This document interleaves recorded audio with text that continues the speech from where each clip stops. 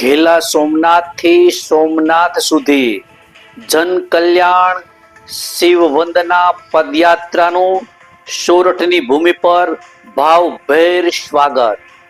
નમસ્કાર, સહજ ન્યૂઝ સાથે હું છું ગોપાલ ભેસાણીયા.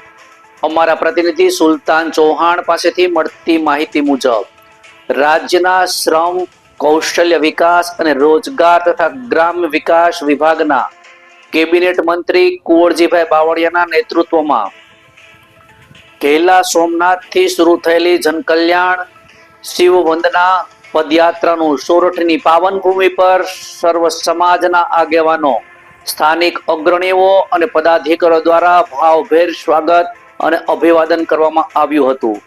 જનકલ્યાણ શિવ વંદના પદયાત્રાએ બપોરનો પડાવ ચોકી ખાતે ના ગંગા આશ્રમ ખાતે કર્યો હતો, જ્યાં કેબિનેટ મંત્રીએ શ્રી રામદેવજી મહારાજના દર્શન કરી ધન્યતા અનુભવી હતી.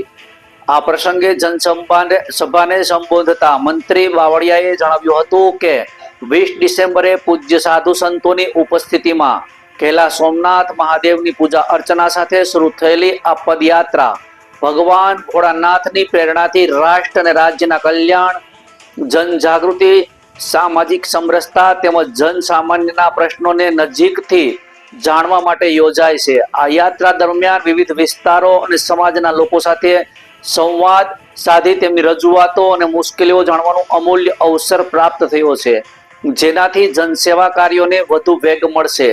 તેમણે વધુમાં જણાવ્યું હતું કે વડાપ્રધાન નરેન્દ્રભાઈ મોદી દેશને વિકાસની નવી ઊંચાઈએ લઈ જઈ રહ્યા છે. લઈ જવાના આ સંકલ્પ આગળ વધી રહ્યા છે, જેમાં જનભાગીદારી અત્યંત મહત્વપૂર્ણ છે. શ્રદ્ધા, લાગણી અને પવિત્ર ભાવ સાથે શરૂ કરેલી આ પદયાત્રાનો ચોથો દિવસ હોવા છતાં પદયાત્રિકોમાં ઉર્જા અને ઉત્સાહ વધુ વધ્યો હોવાનું જાણવા મળ્યું છે.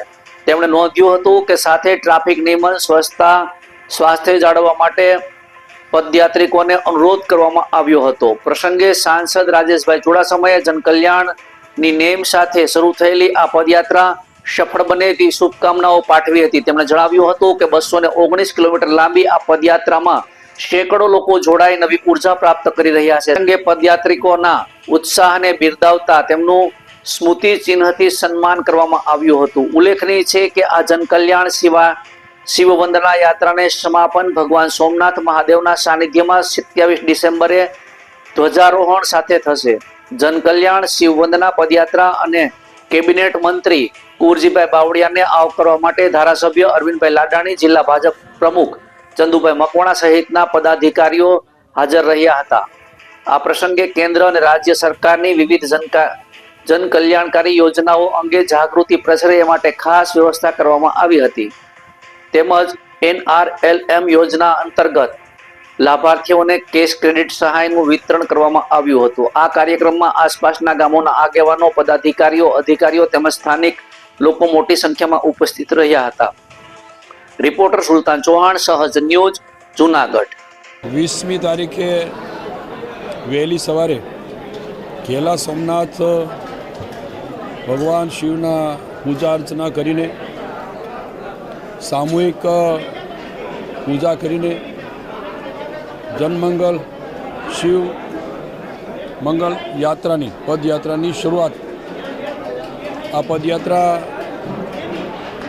પ્રથમ અમે મોટા દડવા રોકાણા, બીજા દિવસે ગોંડલ, ત્રીજા દિવસે જેતપુર અને આજે અમે સોરઠની ધરતી એટલે જુનાગઢ ચોકી ખાતે પહોંચ્યા છીએ.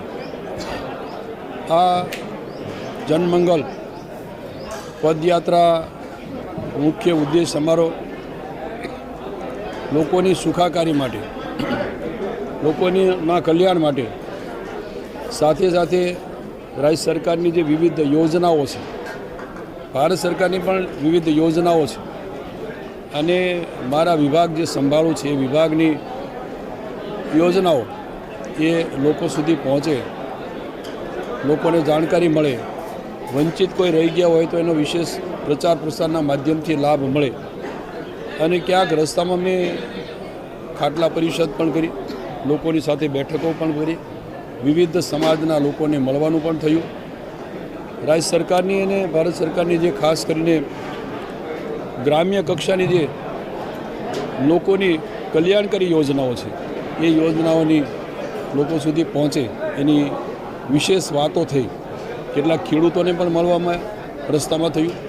ખેડૂતોએ પણ એમના જે રાજ્ય સરકારની ટેકાના ભાવ, એની ખરીદી, એનાથી ખૂબ સંતોષ વ્યક્ત કર્યો. ગત ચોમાસામાં જે ક્યાંક થોડું નુકસાન થયું હતું એવા ખેડૂતોને પણ મળવાનું થયું.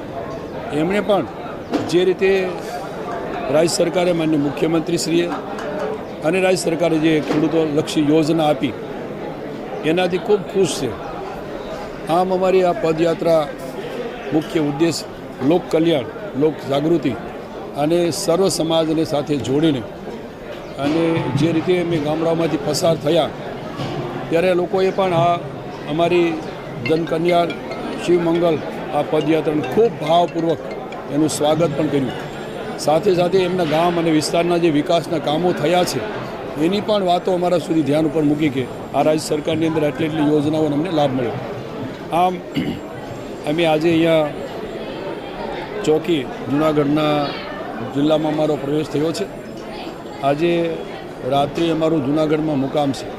26મી તારીખે અમે સોમનાથ પાટણ રાત્રિના પહોંચશું અને 27 સવારે ભગવાન શિવની પૂજા અર્ચના કરીને ધજા ચડાવીને અમારા સૌ પદયાત્રીઓ એના દર્શન કરીને અને ત્યાંથી અમે આ પદયાત્રાનું છૂટા પડીશું. આ રીતે પદયાત્રાનો અમને ખૂબ જેને કંઈ સંતોષકારક અને રાજ્ય સરકારની યોજનાઓની જે વાતો અને વિકાસની જે વાતો આ સાંભળવા મળી.